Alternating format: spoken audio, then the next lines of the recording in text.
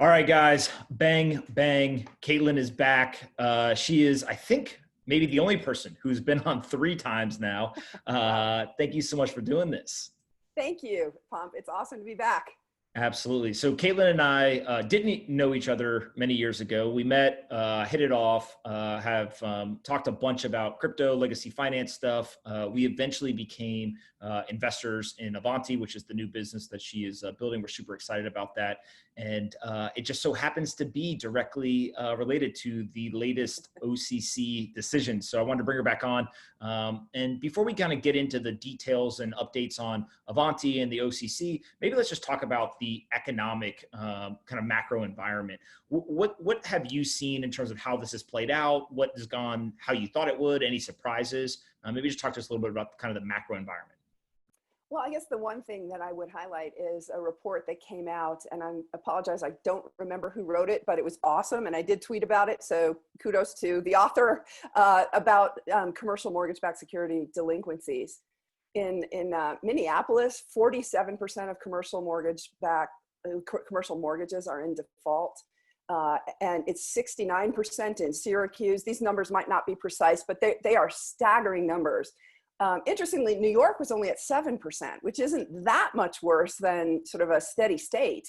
But of course, because the dollar value of mortgage loans in New York is so much greater, that's where the bulk of the delinquencies in the commercial mortgage area are. But you really can see some just stunning weakness from the after effect of COVID. And where's that going to show up? It's going to show up in bank balance sheets in 2021. You and I talked about this back when we did the last show, that the bank balance sheets are definitely an area to watch, because right now the banks have been given some degree of flexibility. They've been told by the government, just support the economy, just make loans, we'll deal with the fallout later. And, that's probably the right policy decision, but what it means is there's going to be a lot of recapitalization necessary once these delinquencies actually do hit. And it's interesting to see the Fed, multiple Fed governors now saying, look, the banks need to raise more equity capital. They're not allowed to pay dividends anymore. I remember back when the repo crisis started hitting in spring of 2019, I started saying, look, the banks are the big banks are undercapitalized. We got problems here. And there were some Fed governors, I remember Governor Brainerd dissenting at that time in the decision to allow the big banks to buy back stock in the spring of 2019. And just recently, in the last month or so, the stock buyback programs were halted by the Fed. And now it looks like the banks are probably going to be raising more equity capital, but they're not doing it right now. My advice to all the big banks is do it now. Your stocks have recovered really, really well, and this is when you need to, you as a publicly traded company, you raise capital when you don't need it, because when you need it, it's not going to be available for you. Now, the flip side is they might just wait for the government to bail them out, because every time they've needed to be recapitalized. I mean, how many times has Citigroup needed to be recapitalized in its history? I think 3 or 4.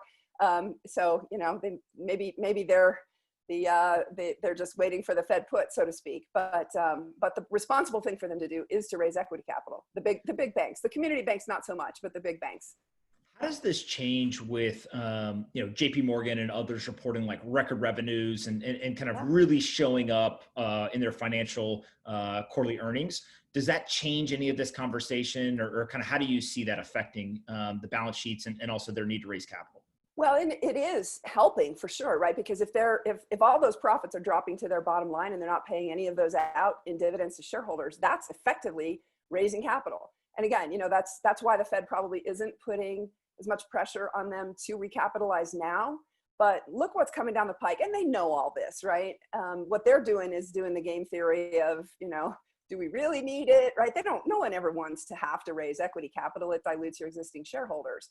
But if you end up having to raise equity capital, you want to do it when your stock price is at a high price, because the dilution is lower, right? So I'm sure every one of them is thinking that through. What I hope they recognize, though, is that Governor Brainerd was proven right, and those, I think it's Neil Kashkari also, the Minneapolis Fed governor who's now said, listen, the banks need to be recapitalized. Yeah. And, there's dissent among the Fed. And I think those that have been concerned about bank balance sheets are right. They just don't want to spark a concern in capital markets. But, I'm sure all the bank boards are thinking about this. And I just hope that the risk people are not looking at the world with rose-colored glasses. And obviously, the government has stepped in, printed a ton of money to try to deal with a lot of the COVID-related kind of more economic type issues, not just at the banks. We see 52 million Americans lost their jobs over the last 4.5 months. We see PPP money going all over the place. We've had the direct stipends. The unemployment insurance kind of additional beefing up is going to expire at the end of July. Maybe just talk a little bit about how do you think the Federal Reserve and the U.S. government has done so far in terms of their intervention? And then how do you see that either continuing or will it end here kind of over the next couple of months?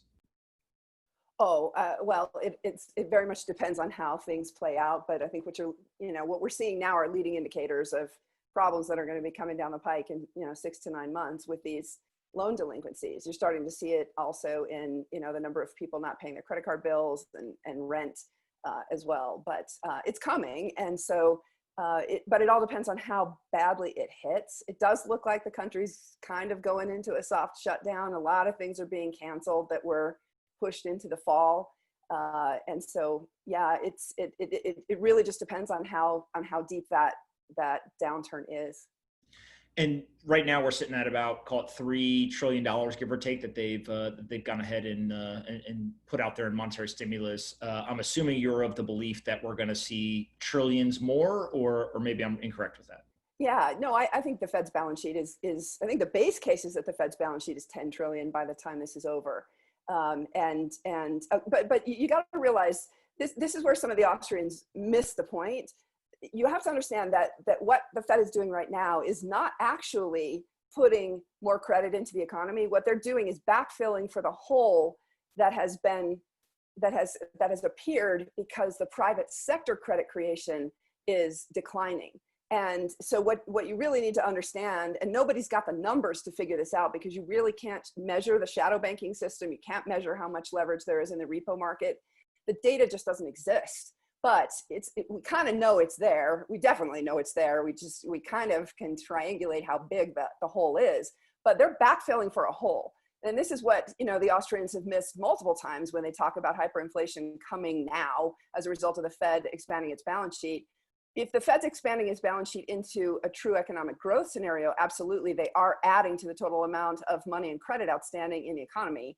But if they're expanding their balance sheet when the private sector balance sheet is contracting, what they're really doing is just trying to offset that contraction, which is why we haven't seen the dollar collapse that some folks have predicted. And the private sector is where the vast majority of credit creation happens. It's in the big banks and it's in the securities markets, where especially the repo market, there's just so much credit, so much offshore credit. What's called the euro dollar market is the market for dollars offshore. The Fed doesn't directly regulate that. It's foreign bank regulators that regulate that, and also hedge funds and securities firms, right? And so there isn't anybody who's got great numbers on that, and we just don't know how big that market is. Dr. Manmohan Singh at the IMF has been following this for years, and actually we worked on a chapter for his most recent book, and he will be releasing that chapter through a paper that hopefully is coming out soon. I've seen the draft of it, and I think folks are going to really be interested in seeing that, because you got a couple of academics, including Dr. Singh, as well as myself, who's not an academic, but a practitioner who's been watching this for years and talking to Dr. Singh about it for many years. And interestingly, Dr. Singh is now interested in Bitcoin and CBDCs and the like. So we've crossed paths in a couple of different ways, and it's all related, right? We're trying to figure out what is the size of this offshore collateral market. And he's the one who's estimated what's the size of the leverage in the shadow banking system. But it really, he can only estimate it using year-end financial statements. And what we know is there's a lot of balance sheet window dressing that happens at quarter end and year end. And so we don't know what it looks like intra-period and even intra-day. No one knows. And that's the piece that's hard for the Fed to figure out. So they're backfilling. Clearly, they've prevented a total meltdown here. And we certainly, given the numbers that are coming out in the economy, that we were headed for that clearly. So they've definitely prevented that. The question is, it's going to get a lot trickier going forward to try to figure out how to size the Fed's balance sheet to offset that hole in the private sector credit creation.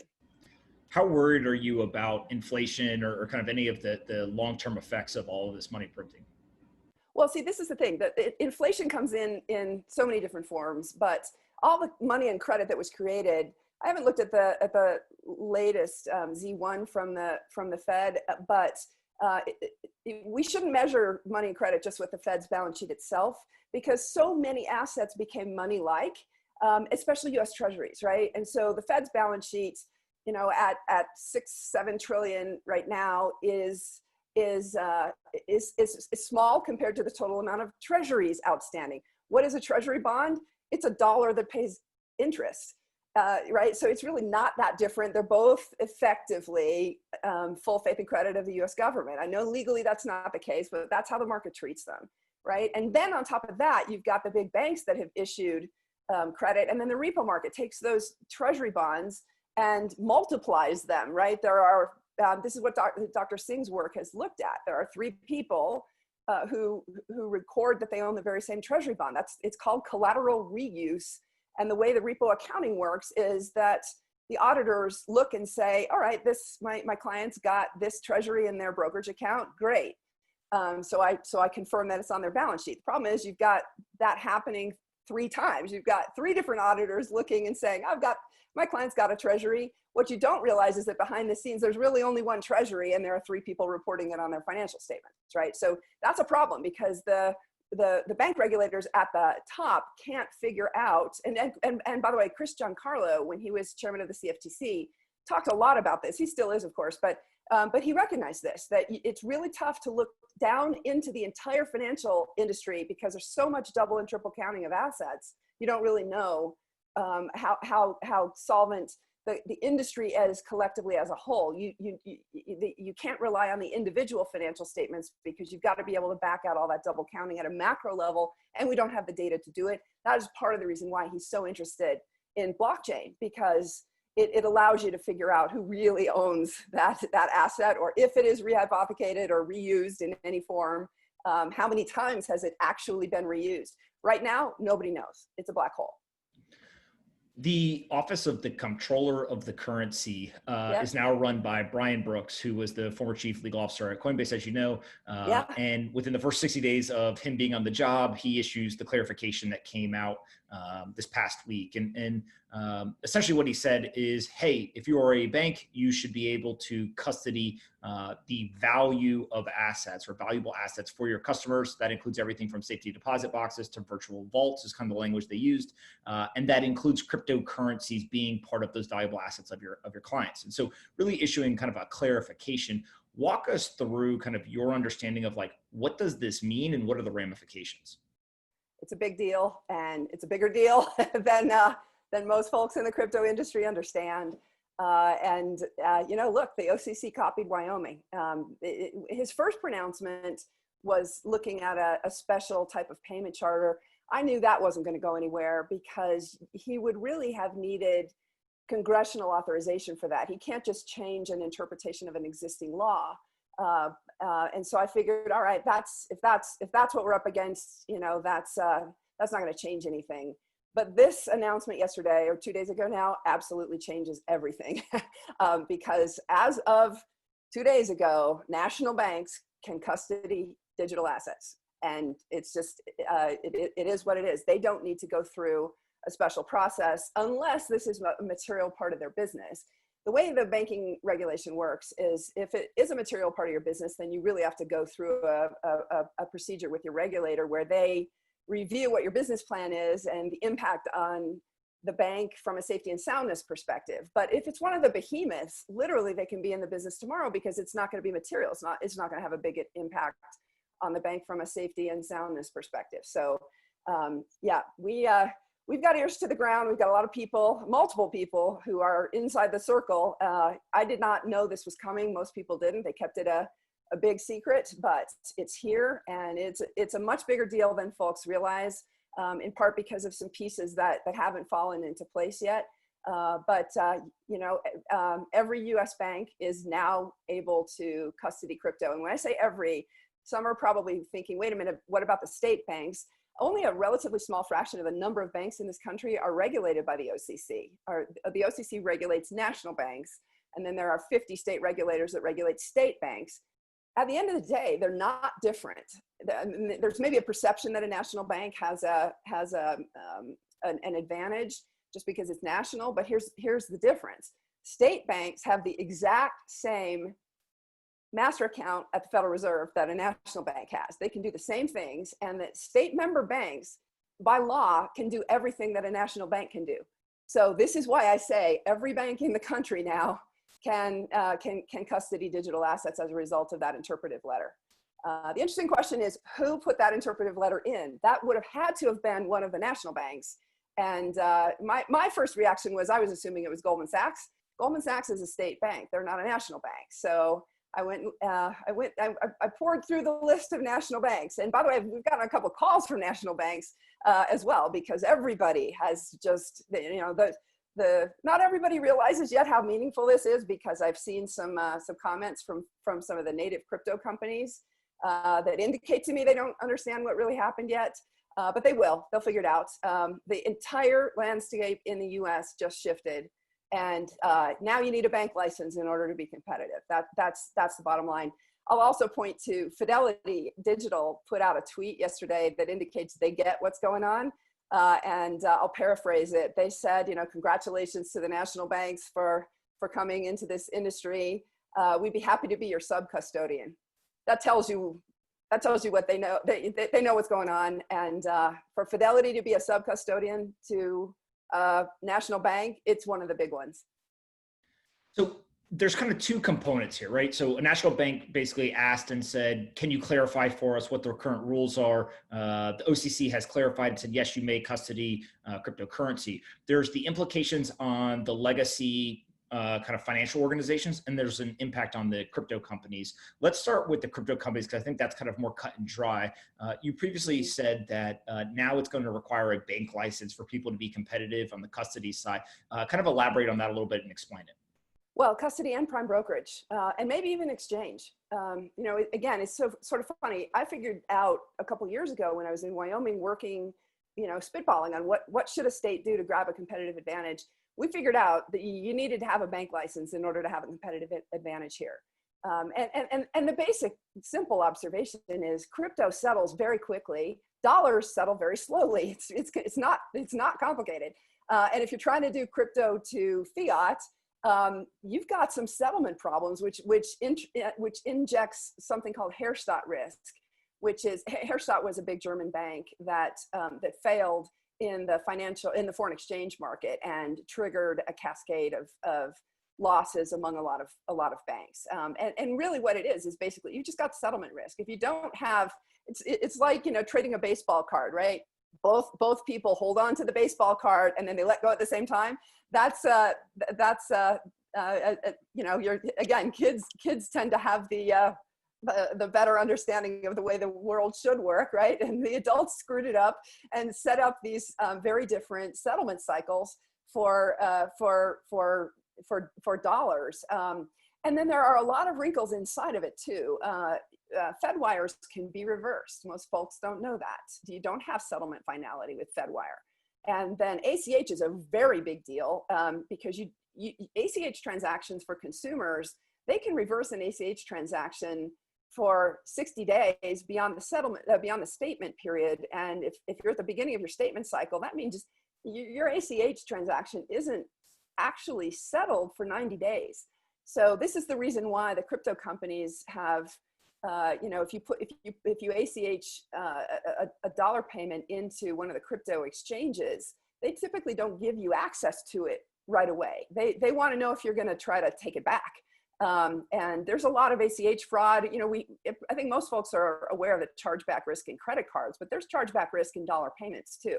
So those are a lot of the real world problems. And when we started working on some of our products, we spent a lot of time talking to institutional traders, but also just users of the payment system. You know, keep in mind, I came from the corporate world, corporate treasury world, working with corporate treasurers when I was on Wall Street, and they live this pain every day.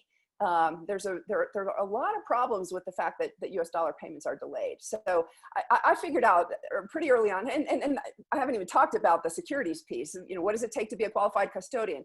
A trust company doesn't cut it because of the way the laws are written. You've got to be a bank, and a bank in one part of the custody rule says you can be a trust company, but in the part of the custody rule that really matters, it says it does not include a trust company. And the definition of bank means takes deposits and makes loans.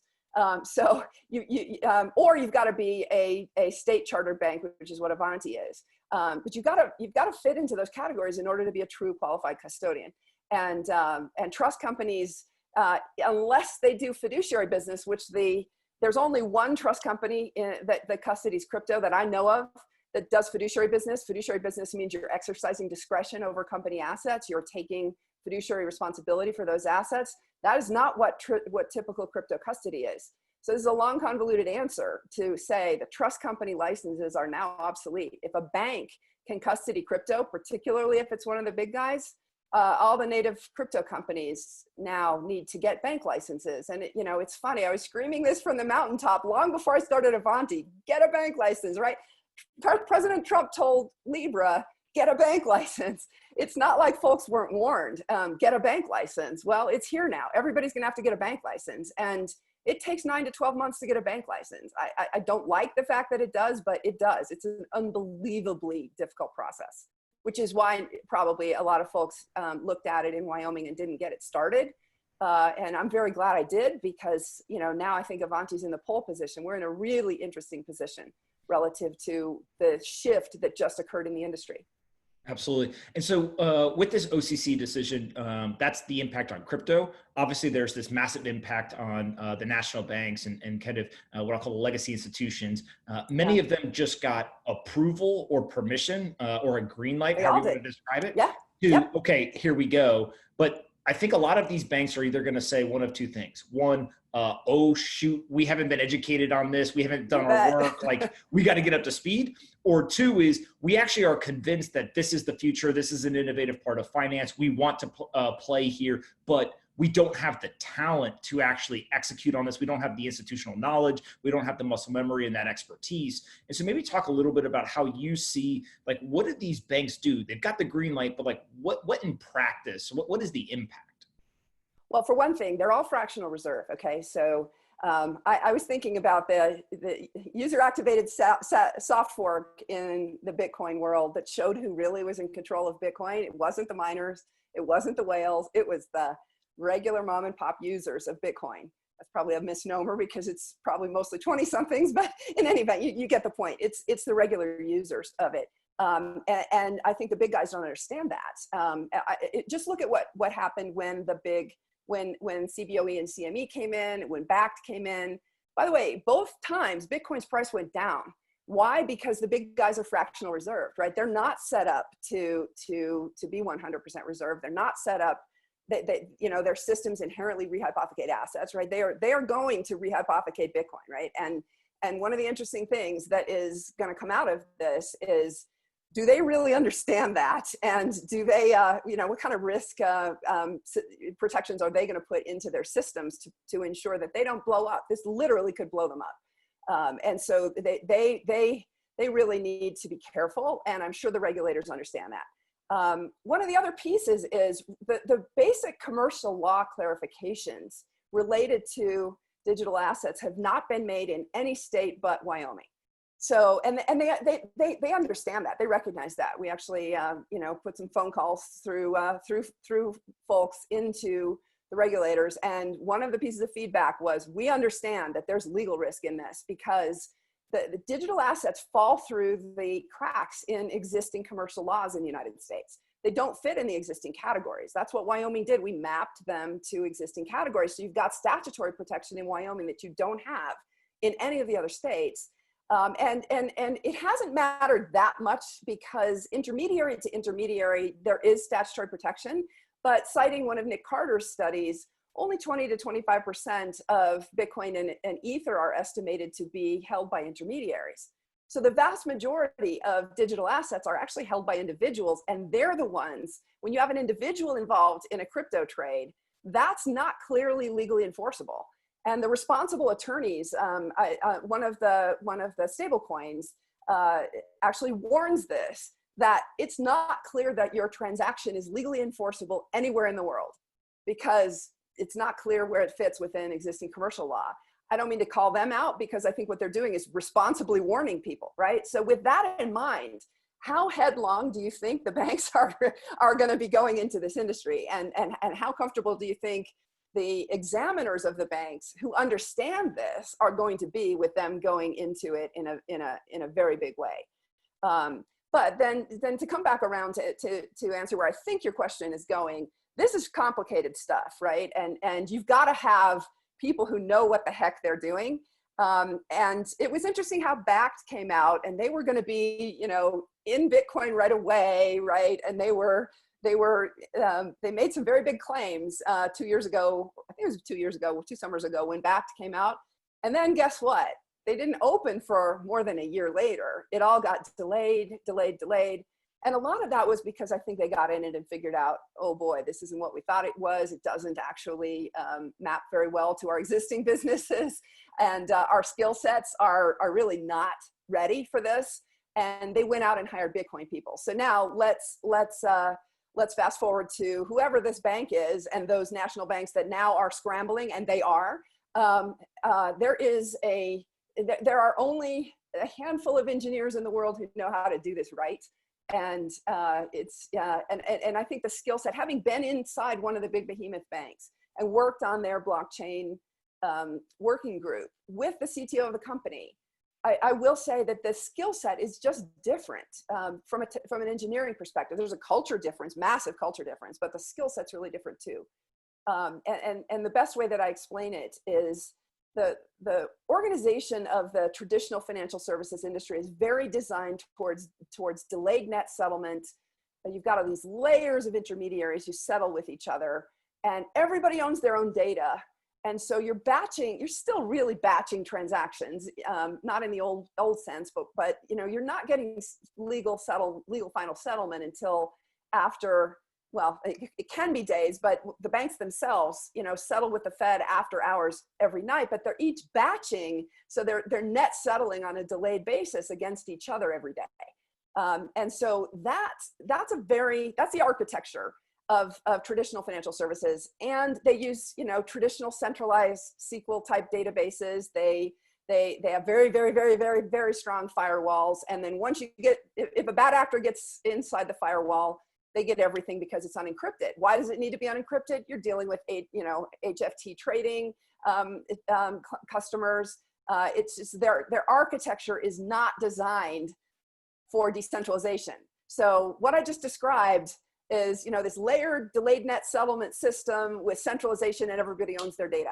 Now we're going to decentralization, no layers whatsoever, really fast settlement cycles, and everybody shares their data.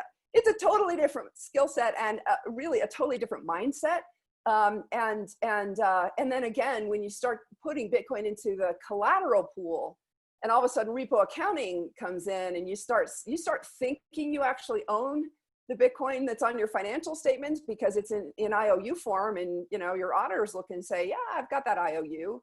But maybe you really don't own it because maybe that Bitcoin got rehypothecated. At least with Bitcoin, you're going to be able to have a better sense than with traditional securities how rehypothecated that Bitcoin was. But it's still a danger, right? So there's just a lot that the traditional financial institutions they need to understand it. I don't know if they do yet. We'll see when this big guy comes out and starts getting into digital assets, we'll see if they really understand it. I think if they had been picking off the right engineers all along, that we would have known that. It's kind of like with the ASIC miners. If a big government were coming after Bitcoin, the ASIC miners would suddenly start disappearing from the market. The ASIC, the chips. because they're so specialized. It's just like with the engineers here. They're so specialized that if the engineers started disappearing from the job market and appeared in suddenly appeared in one place, I think we kind of know about that, right? We kind of knew about Square before it happened. We don't know about that with this big bank, whoever they are. So it's going to be fun. Grab the popcorn. And it feels like this is definitely going to be a build or buy analysis by, whatever bank put in the request, but also all of their competitors as well. Right. And I get the feeling that you're on the same side as I am, which is there's going to be a lot more buying than building because of this. They have to. Yeah, sorry to talk over you. That is exactly what the point. We're vehemently agreeing with each other. Yeah, because of all the reasons I just laid out, they're going to have to buy. And here's where the culture difference starts to become a really interesting issue. A lot of the crypto companies were started by natively crypto people who've never worked in the financial services industry. A few of them have, for sure, so they have some sense, but they've also got huge teams of people who are kind of anti-bank, right? And now if a big bank comes in and buys them, we'll see how this whole thing plays out. Again, grab the popcorn. It's going to be fascinating, but I guarantee, I know firsthand, there's just a lot of phone calls being made. There's a lot of activity happening right now. And I also know there's some native crypto companies who don't yet understand the magnitude of the landscape shift that just happened. They will figure it out in the next few weeks as the pieces fall into place. There's a reason why I've always said long Bitcoin, short the bankers. It's funny. I was thinking about that because obviously you're invested in Avanti, right? I mean, it's like everything in life. Nothing's quite black and white like that. And, some folks on Twitter were trolling you for that statement. The bank wrapper around traditional is a misnomer. The bank wrapper around crypto businesses makes perfect sense. The traditional bankers coming into crypto, that's where we've got a bit of a risk. So we want the traditional crypto companies to be able to compete in the US, and they need a bank wrapper to do it. The trick is, to my knowledge, I mean, it's possible Coinbase, obviously Brian Brooks came from Coinbase. It's possible Coinbase already has a bank application in.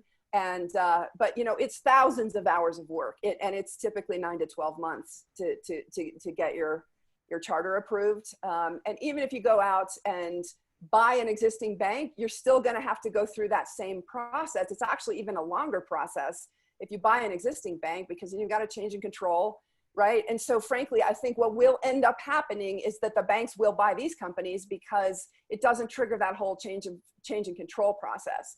But the culture clash is going to be fascinating. There's just going to be a massive upheaval in the landscape of the crypto industry. And like I said in the tweet storm yesterday, the VC funds are the biggest winners. And I think the crypto consumers are also really big winners too. As you know, I've been pretty critical of the terms and conditions that the existing crypto providers have been sharing, have been offering their customers.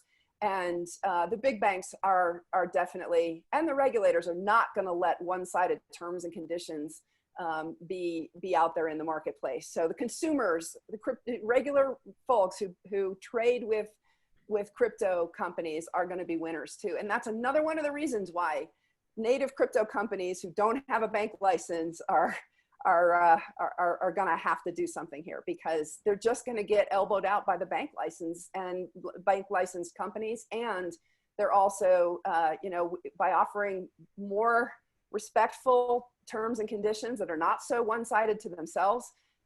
Again, markets work. That the institutions are going to trade with the banks that have better terms and more respectful terms and conditions.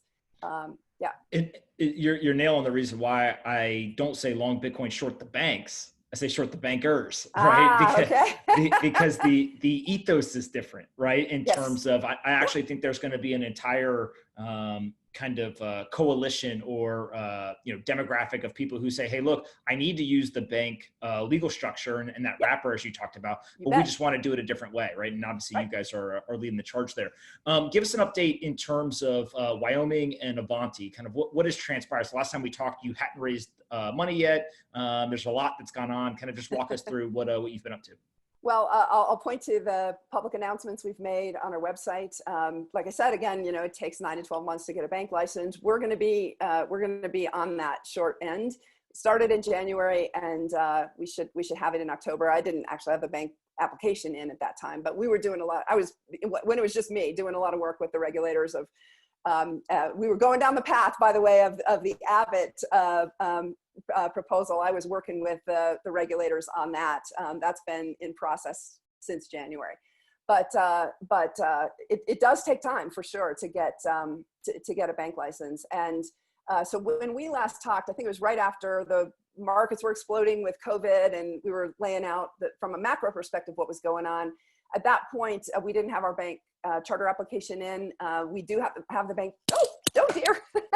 My light just fell. Okay, sorry. That's funny.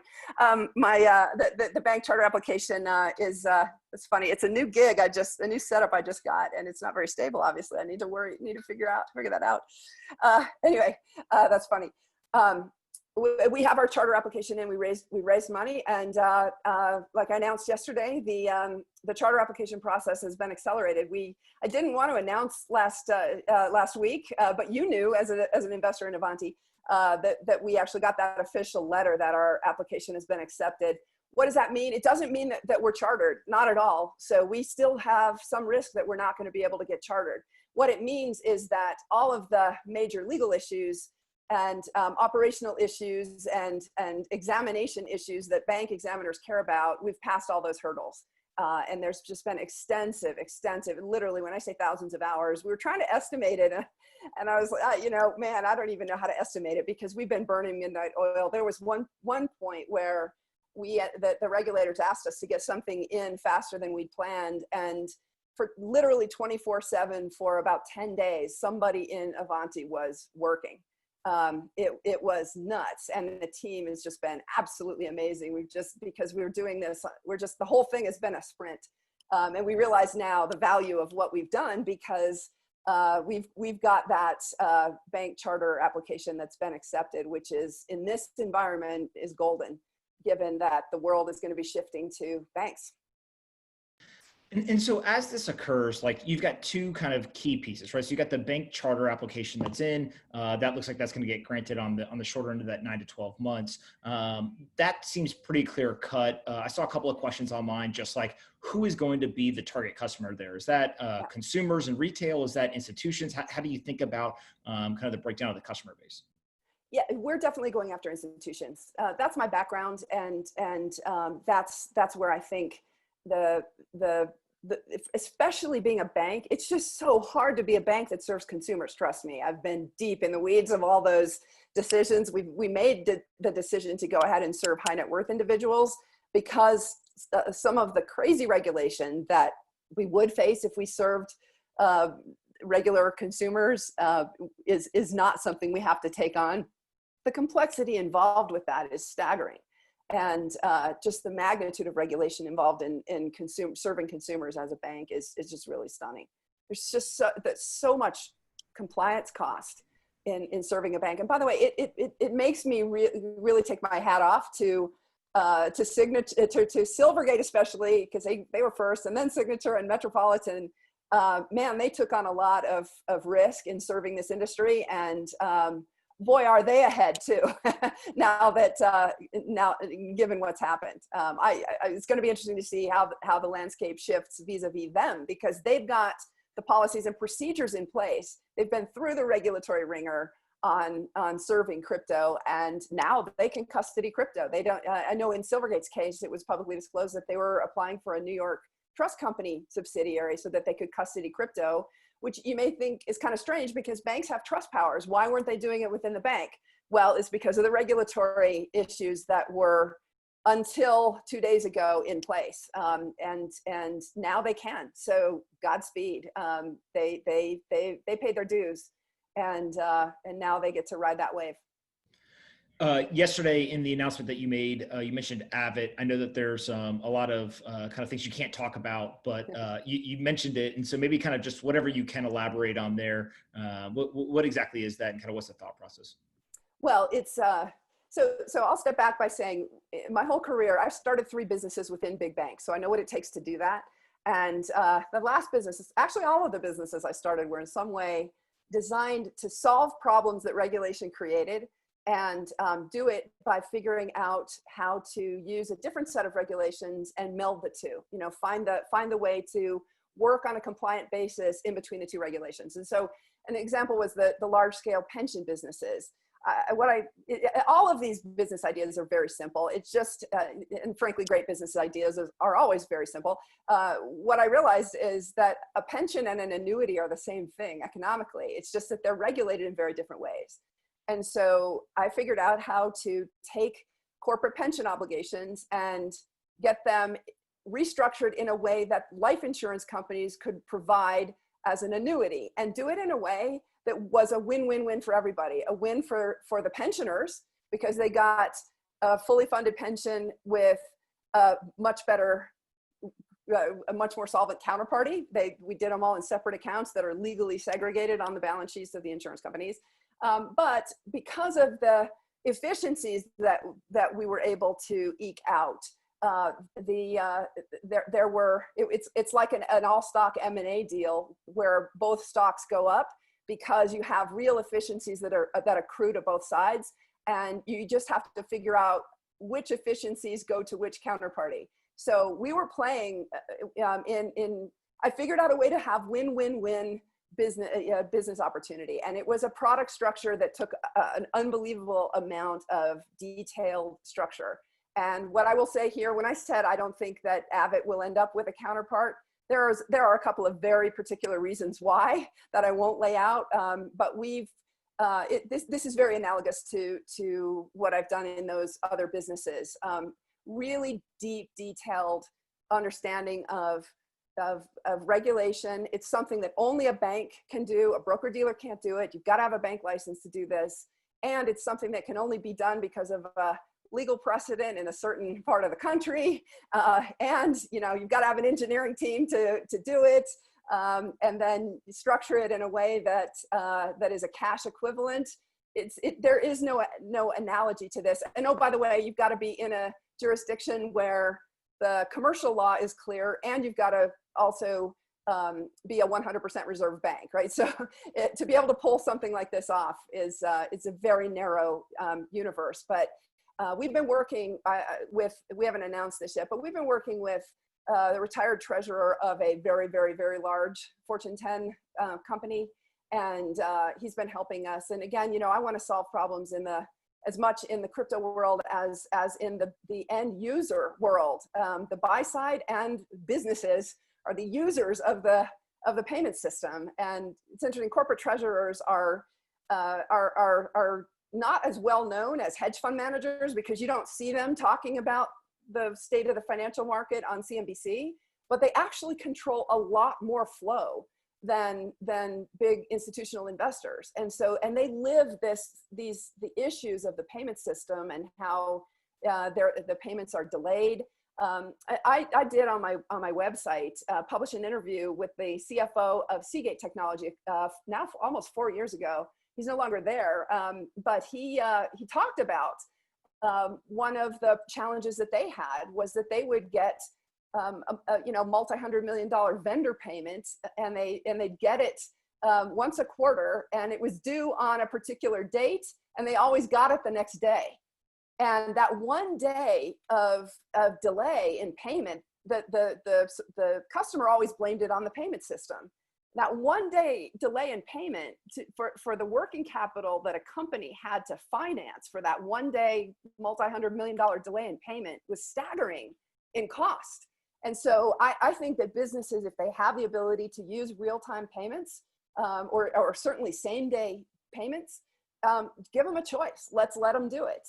And I will say also, one of the interesting things about the way we've structured this is it's not a competitor to the existing payment systems. The Fed has got FedNow that is coming. This actually complements FedNow. It doesn't replace it.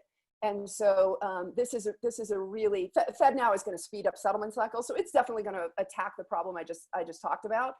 But if you're a trader and you want your trade to settle fast so you don't have counterparty risk or you don't have capital tied up in an unsettled trade, then you like something like this. If you are a corporate treasurer who's got a payment that you really, really need to be able to track and not get lost in the system, you really, really, really need to be able to know that it got to the right place at the right time, then this is going to help you. So that's what we're working on. It's big stuff.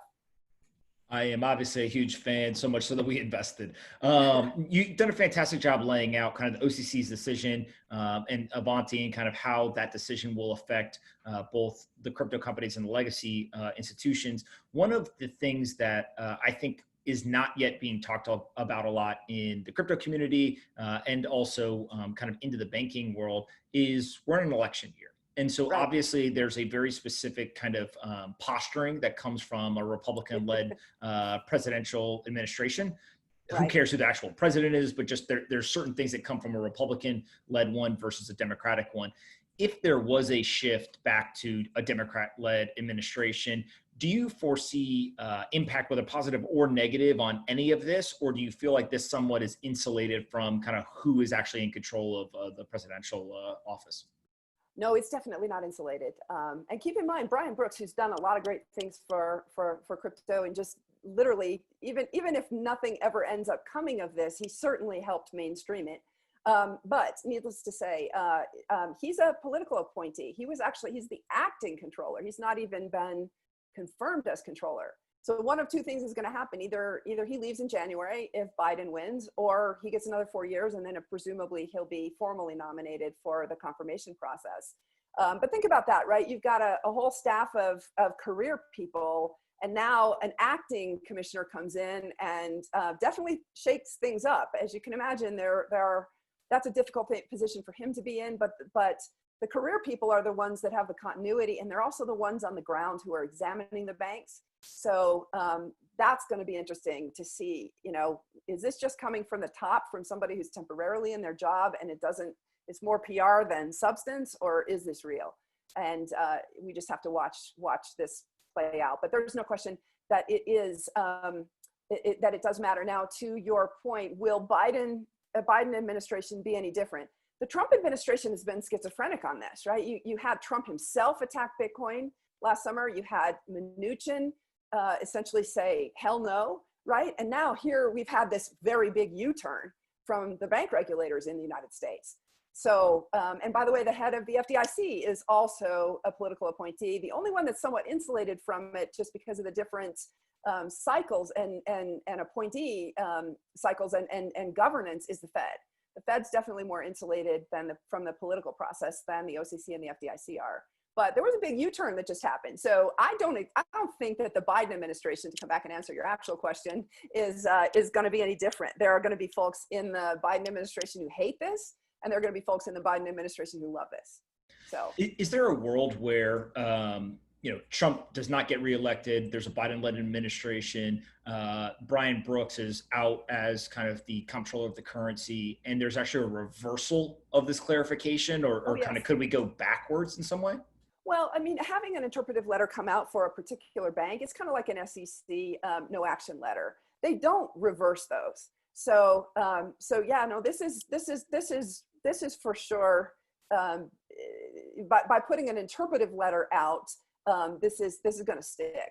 But it is the case that it may get cut back. So one of the things that hasn't happened here, we haven't talked about this yet, is the rules.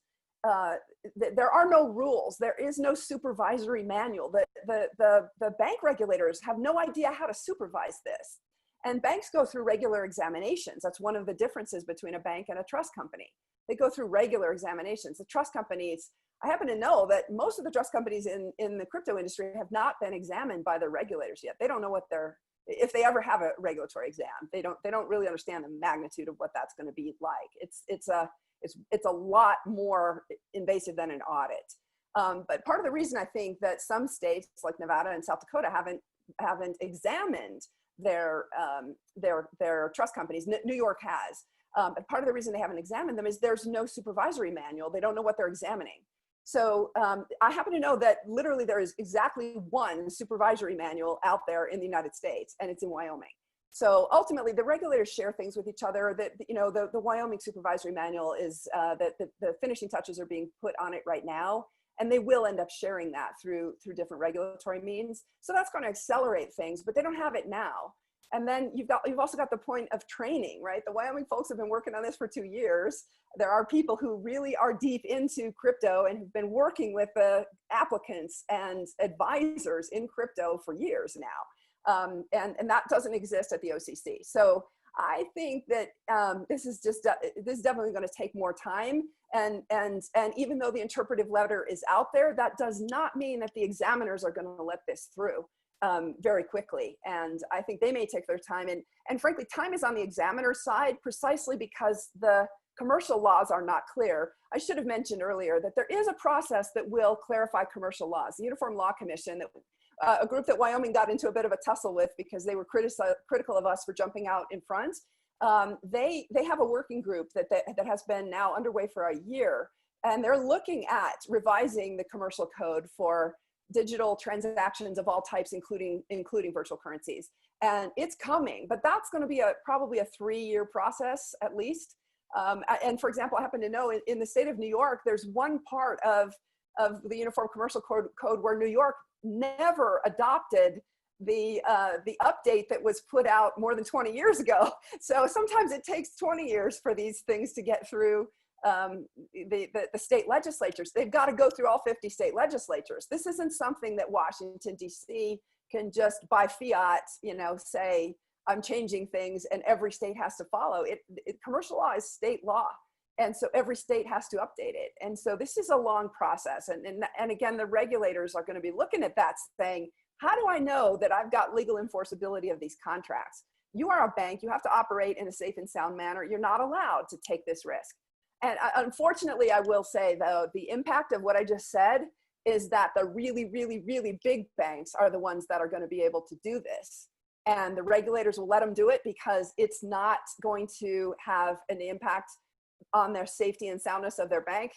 I will say, though, when I talked about the blow-up risk previously, the reason why there's blow-up risk here is there's no lender of last resort in Bitcoin. Nobody's creating any more of it, okay?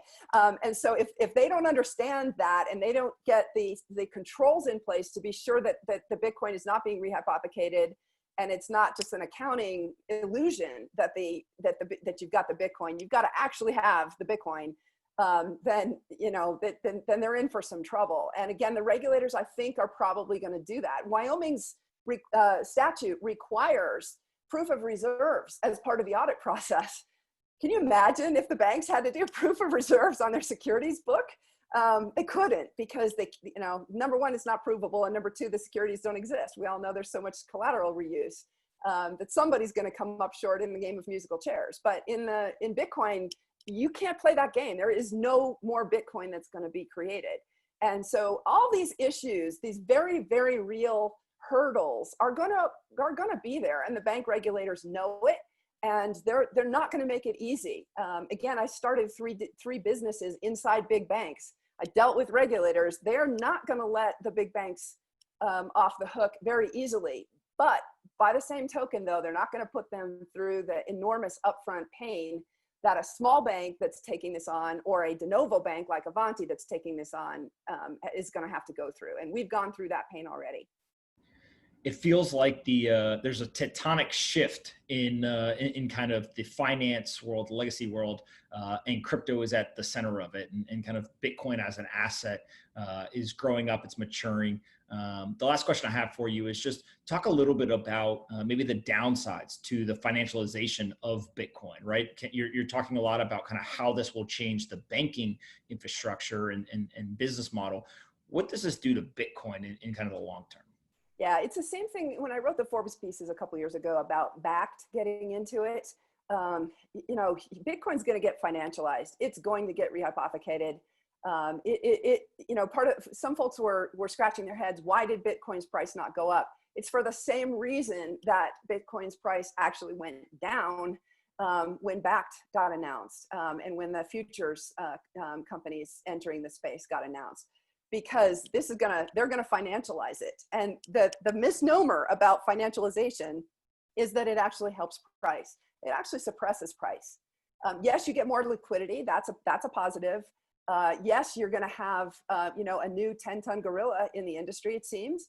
And some might say that's positive, some might say that's not. They're going to be bringing more liquidity, no doubt. But they're also going to be doing the same tricks that Wall Street does, because they can't avoid it. That's the way their systems are designed. And as a result, Bitcoin's going to get financialized even more. And that's not good for Bitcoin ultimately long term. At the end of the day, though, again, the real users control it. And so I'm not worried about Bitcoin one bit. If they want to come in and suppress the price, I'll just buy more. But you got to realize that the game just changed, right? With the 10-ton gorilla coming in. And I'll close by saying, a lot of your listeners are probably just hearing all this, and it's like nails on a chalkboard to them, because it's a regulatory game. And Bitcoin wasn't supposed to be involving banks, and why are we talking about regulation? We're trying to decentralize things. The reality is that you're right. Bitcoin's decentralized, but there's a lot of money out there in the universe that needs to that has to be held by third parties. About 80% of the financial market is in institutional hands that are subject to the requirement that a third party custodian be involved. And because of that, the operational systems for those that even don't have that requirement, they all just de facto do it. They don't custody their own assets. They hire State Street or Bank of New York to do it, right? And then the manager manages them. But by law and by tradition and by operational real world constraint, that's the way the world works. And so if we're going to have that big money coming in, we're going to have to find ways to provide those services in a way that doesn't violate the Bitcoin ethos. And maybe last statement, if a really big bank did get the U-turn in Washington, D.C. done with Brian Brooks's help, what does that say, right? Again, I think the UASF analogy is a really good one. And for Avanti, in the position that we're in, the Fed Master account is the same Fed Master account the bank has, the big bank has, right? So as a small state bank, we're not disadvantaged relative to them. It's just that maybe they're, as Patrick Byrne used to say, they've got the regulators on speed dial. And as a small bank, certainly in DC, we don't. So there's a David and Goliath thing about to go on. I know who the traditional crypto industry is going to support, the one that actually really truly holds their ethos. I know, but I also know who the speculators are likely to support. They're going to support both because they want to see more liquidity, and it's all to them. They've got to be mercenaries. It's all about best price. It's all about who's giving them liquidity. And if the big bank comes in and starts lending and rehypothecating, frankly, the hedge funds that are in this space are going to do business with them. But beware, because at the end of the day, they will never control Bitcoin. The end users control Bitcoin, and so I'm not worried about it. But boy, it's a massive shift of the landscape. I think folks who are listening to this podcast are going to get that sense now, that even if they don't yet, and they don't believe you and me, they will see it in the next few weeks. Caitlin, I could talk to you literally forever about this stuff. Thank you so much for taking the time to do this. You have one of the best commands, I think, in terms of all of the intricacies and nuances of it. Where can we send people to follow you or learn more about Avanti and stay updated on all the progress you guys make? Yeah, we will continue to put press releases out at avantibank.com. And then obviously on Twitter and LinkedIn. I also have a website, caitlin-long.com, but I haven't had time to update it. So apologies that it looks kind of crappy right now. We'll get it fixed eventually, but I got bigger fish to fry right now. So awesome to talk to you again. Thanks, Pomp. Absolutely. We'll have to do this again and keep going. The rest of us are cheering you on. Thank you so much. I appreciate it.